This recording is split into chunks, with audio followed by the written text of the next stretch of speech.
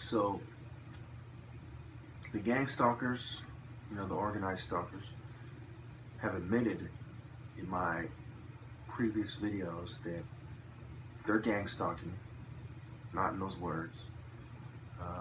I got them to describe the activities of gang stalking without admitting that they're doing it for the government or this, that, and the other thing.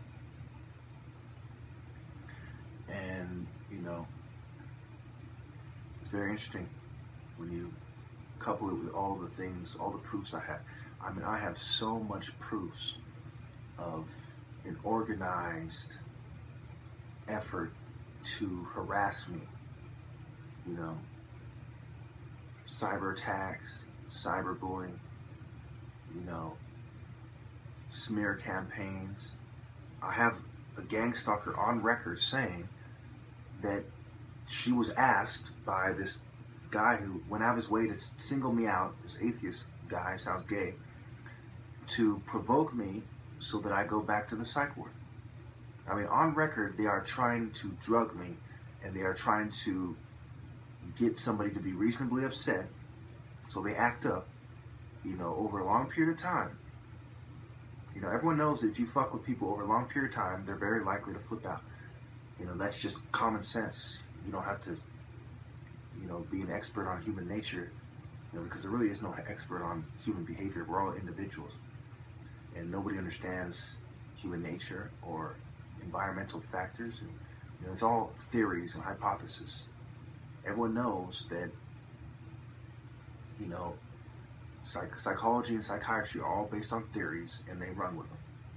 Everybody in mental health knows that beyond any doubt.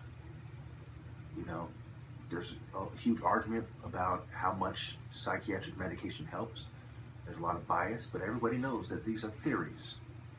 And I've caught them on record fabricating evidence of a mental disorder, fabricating symptoms, attempting to entrap me, attempting to set the stage for me to act up when any reasonable person in my shoes would be very likely to act up in the same situation. These people are very evil. They are lowly hounds, and they hound me. It's very sad. There's a reason why dog is God backwards. There's occult reasons, and there's also very straightforward reasons. These people are like rabies-infested dogs looking for a victim of opportunity and an opportune time to bite them, because that's all they know. They're selfish, maniacal lunacy is very destructive. So, has any law enforcement agency lifted a finger to stop this? No. They've known the whole time that I'm right, because they participated in it. They are some of the major players in this. You think the government would do this psych op without giving, the local law enforcement the heads up?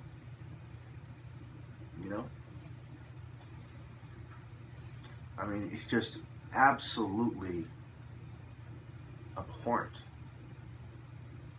It's atrocious. It's just absolutely abominable. It's an abomination. It is very sick. And so what is the answer to this? Well, they basically declared war on you. On record, these drugs in Western countries alone. I bring this up a lot because I'm hoping that my viewers will hear me. Remember, not everyone watches every video. Some of you viewers can watch a lot of these videos. There's some facts that I bring up over and over again on purpose, because I know some people will only watch a few of my videos, and I want to make sure they know that psychiatric medication, quote unquote, kills 500,000 plus people annually, every year, in Western countries alone. Okay, so when they are trying to put you on these medications, it is like trying to put you on cyanide. There's a certain chance that it will kill you. And if you think about it, it's a very high chance because it's not that it's going to kill you right away. This is something that a lot of people misunderstand. Will say, well, they'll say this, the doctor will give the medication, you'll be on it for a week. They're like, oh, has the medication killed you? I told you there's nothing to worry about. It's not necessarily going to kill you right away. Sometimes it does. It's called sudden death, as one of the side effects. Okay, sometimes it does kill you right away. Sometimes it reacts in a negative way with other medications or other chemicals you ingest. But the 500,000 isn't just people dying right away. It's the long-term effects. Liver failure, kidney failure, people committing suicide, and so on and so forth. It is the full reporting.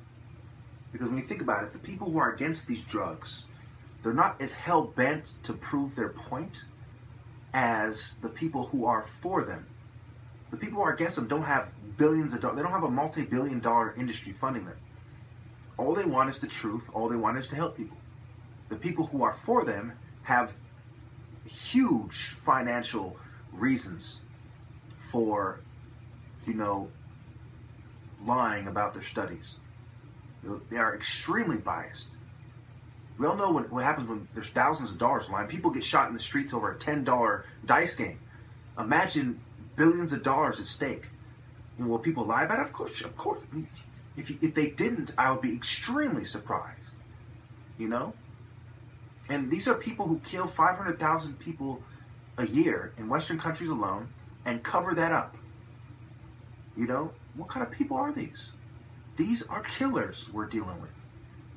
It's no coincidence that they work with intelligence agencies who kill people covertly on record in foreign countries who've been known to experiment, on people. And it's no coincidence that they work with the military, who we all know kill people. If I have to explain to you that the military kills people, you may as well stop watching right now.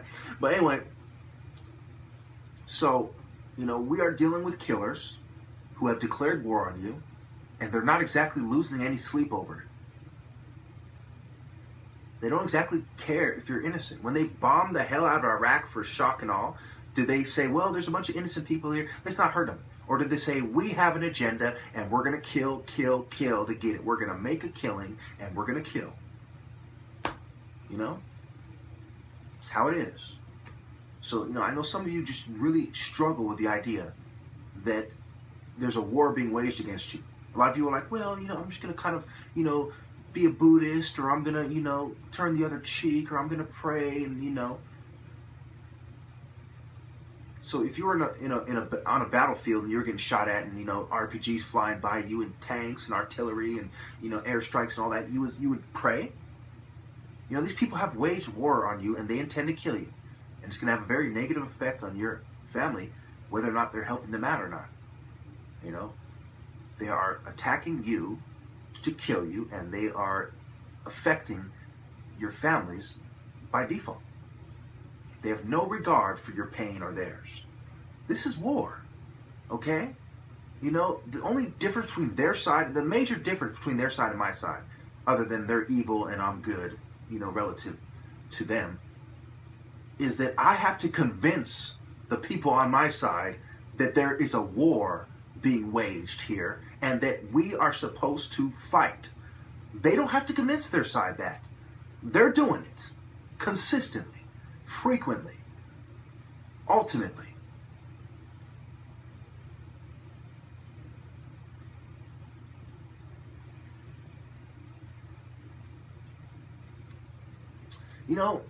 There's a difference between a good person and an okay person. There is a difference between a good person and a decent person.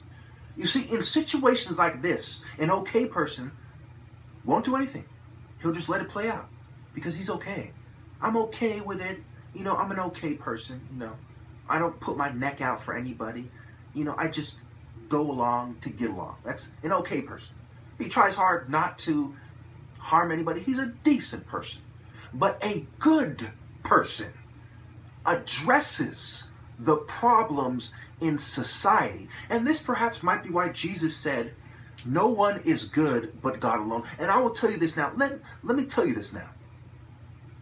You should strive to make yourself one with God so that you may live with God in the afterlife. You should always strive to be good. Just because no one is good doesn't mean that you shouldn't try. You should carry your cross and strive to be good. And with the Spirit of God, you may be good. Now, perhaps you don't want to get your hands dirty, and I can understand that. Perhaps you are completely against violence. I can understand that. But this is war. Okay? This is war. So, I don't want to hear any of you talking about non-violence or anything. Don't hinder those of us who are willing to get our hands dirty, who are willing to fire back, so to speak. What you should do is support us. If you're not going to go into battle with us, the least you could do is support us. Be part of the infrastructure that supports us. Support our videos. Say that we are correct. Say that we are sane. Argue with those who would call us terrorists. We are people who have been attacked. And it's sad that I have to constantly bring this up. You know, the sinking of the Lusitania, you know, did that not bring America into World War I? The Gulf of Tonkin did not bring America into Vietnam, supposedly? The attack on Pearl Harbor? And so on. You know, this country, at the first sign of being attacked, will gear up for war. When they're attacked, they go to war. How dare they turn around and say that people like me are terrorists for advocating war when they have declared war on us? When on record, people in my shoes commit suicide, people in my shoes are killed covertly, they are murdered with harmful psychotropic drugs. They are murdered. They are assassinated, and they use people, you know, who are like us to do it. Before Malcolm X was killed, and I'll give you the link. I'll put the link in the comments, in the description when I find it. Before Malcolm X was killed, he said Elijah Muhammad is going to send people to kill me because he has sold out basically to the white power structure. He said that's what's going to happen. And then it happened.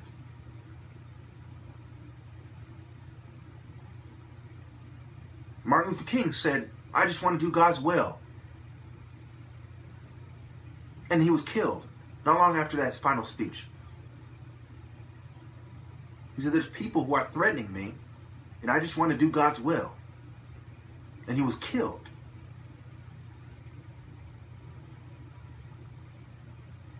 This is war. This is war, and a war for the destiny of mankind. Some people get it, some people don't. Now, in the past, I've argued that you can still be a Christian and fight with these people, and I do believe that. I believe this is a very complicated situation, and it takes a lot of soul searching to understand what is the right thing to do. But I'm not going to argue that anymore. But I am going to argue that if you are a good person, that you will go to war in these circumstances.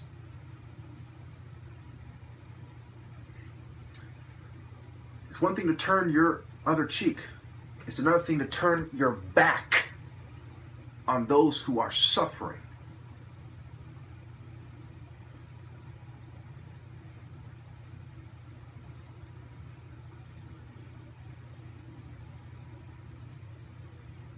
I do think it's a very complicated situation. So God hasn't exactly given me permission to say to you that you should fight against these people. But I hear it screaming in my soul. My conscience is telling me to fight these people, to fight them to the finish. You know, and it's a very hard situation. As somebody who, I consider basically myself a Christian and Muslim, as I have for about 3 or 4 years now. I never converted to Islam, but I agree with Islam about jihad.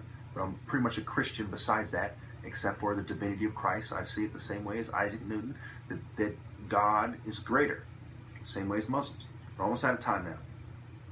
You know, I just hope that all of you people realize the seriousness of the situation and how it's not as simple as saying, well, I'm a Christian and I believe in nonviolence. Well, I'm out of time. Thank you.